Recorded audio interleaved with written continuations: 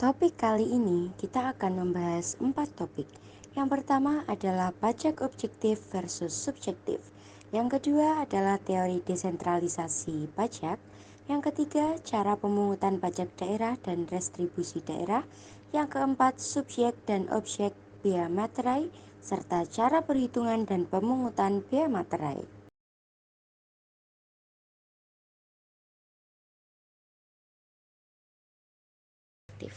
Pajak objektif adalah pajak yang memperhatikan objek timbulnya kewajiban membayar.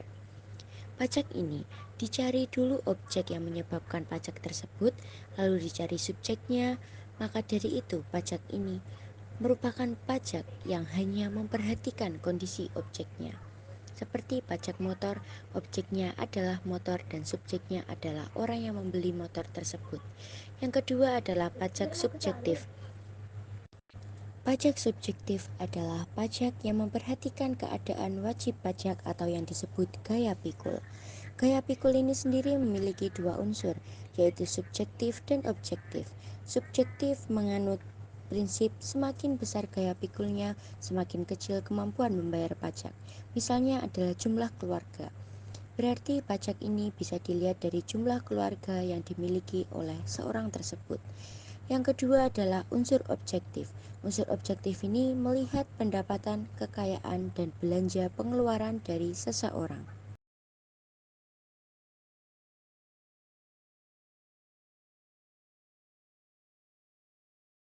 Dan berikut merupakan teori desentralisasi perpajakan.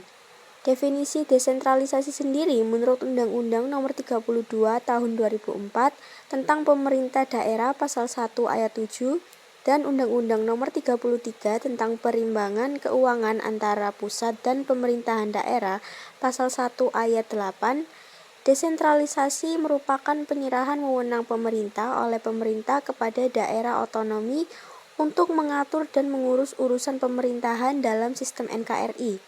Pada intinya, desentralisasi merupakan pendekatan yang membahas bagaimana wewenang dan tanggung jawab pemungutan, pengelolaan, dan alokasi pajak dibagi antara pemerintah pusat dan pemerintah daerah. Nah, tujuan dari desentralisasi sendiri adalah untuk meningkatkan efisiensi, akuntabilitas, dan responsivitas pemerintah terhadap kebutuhan lokal. Elemen utama teori desentralisasi pajak. Yang pertama terdapat pembagian kewenangan. Pemerintah pusat biasanya mengelola pajak yang bersifat nasional dan besar, seperti pajak penghasilan dan pajak pertambahan nilai. Pemerintah daerah menangani pajak yang lebih lokal, seperti pajak kendaraan atau pajak hotel dan restoran. Yang kedua, terdapat efisiensi ekonomi. Pemerintah daerah lebih memahami kondisi dan kebutuhan spesifik masyarakat mereka, sehingga dapat membuat keputusan yang lebih efisien dalam pengumpulan dan penggunaan pajak. Yang ketiga, akuntabilitas dan transparansi. Kedekatan dengan warga. Desentralisasi perpajakan dapat meningkatkan akuntabilitas dan transparansi.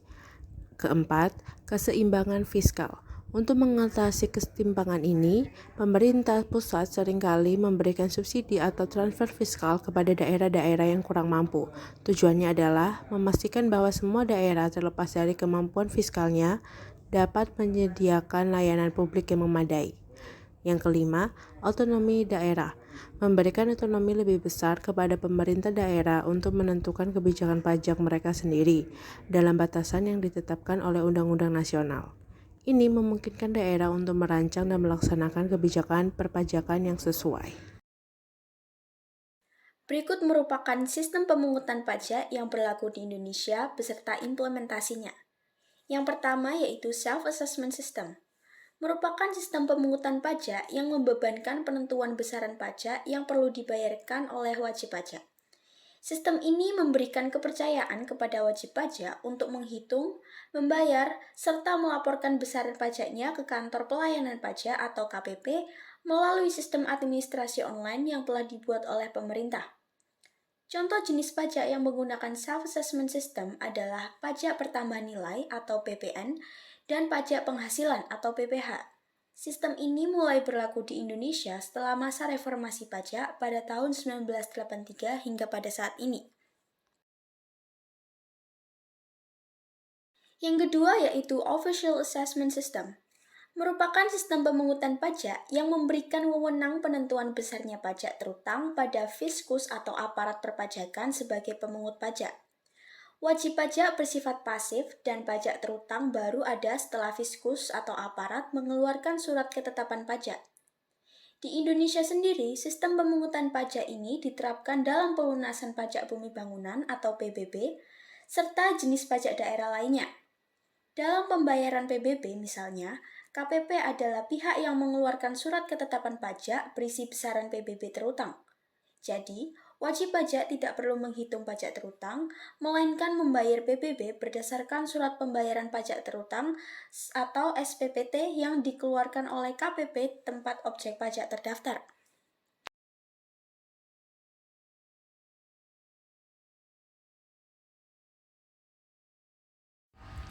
Cara pemungutan pajak daerah. 1. Pajak dapat dibayarkan oleh wajib pajak setelah wajib pajak mendapatkan surat ketetapan pajak daerah atau bisa kita sebut dengan SKPD. Cara ini masuk ke dalam Official Assessment System. 2. Wajib pajak melakukan perhitungan, pembayaran, dan pelaporan secara pribadi sesuai dengan surat pemberitahuan pajak daerah atau bisa disebut dengan SPT PD. Cara ini masuk ke dalam self-assessment system. Untuk selanjutnya, retribusi daerah. Retribusi jasa umum, yaitu retribusi atas jasa yang disediakan atau diberikan oleh pemerintah daerah, Pemda untuk tujuan kepentingan dan kemanfaatan umum. Retribusi jasa usaha, yaitu disediakan oleh benda dengan menganut prinsip komersial. Selanjutnya, retribusi perizinan tertentu, yaitu suatu retribusi atas kegiatan tertentu Pemda dalam rangka pemberian izin kepada orang pribadi atau badan yang dimaksudkan untuk pembinaan, pengaturan, pengendalian, dan pengawasan.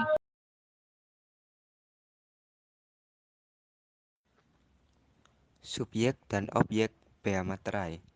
Subjek bea materai adalah pihak yang mendapat manfaat dari dokumen, kecuali pihak yang bersangkutan menentukan hal lain. Lalu, objek bea materai, yaitu dokumen yang berisikan tulisan yang mengandung arti dan maksud tertentu. Contohnya, akta-akta notaris, surat perjanjian perbuatan, dan surat yang menentukan jumlah uang.